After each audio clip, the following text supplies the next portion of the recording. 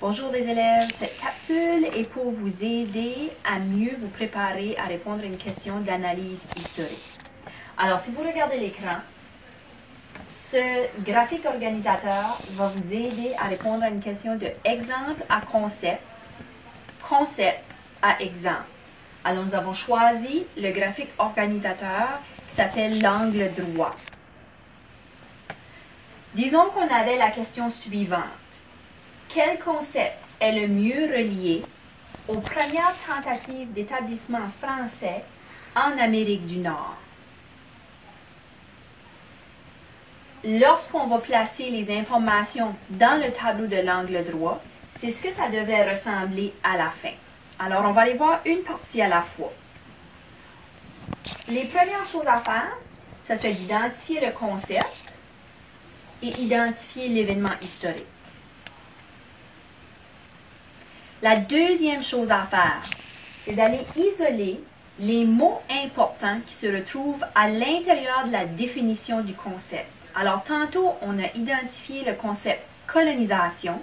Et si on va voir dans la définition de colonisation, on retrouve occuper un territoire, peupler un territoire et administrer un territoire. Donc, il est important d'aller isoler les mots importants dans la définition du concept historique.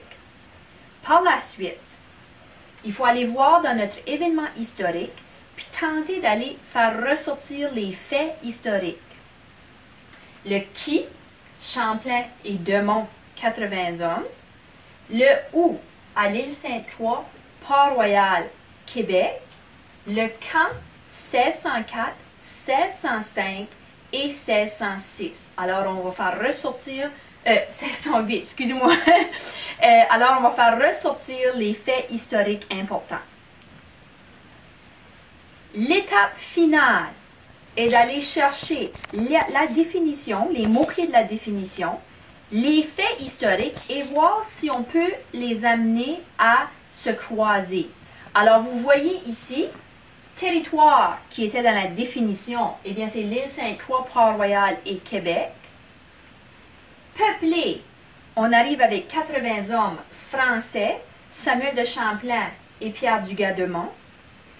Administré par quel pays? Par la France, qui va décider des lois et des coutumes pour que ça ressemble à la France et on l'appellera éventuellement la Nouvelle-France. Alors, toutes ces informations-là mises ensemble, c'est une bonne planification pour, par après, rédiger votre réponse en 3 ou 4 paragraphes.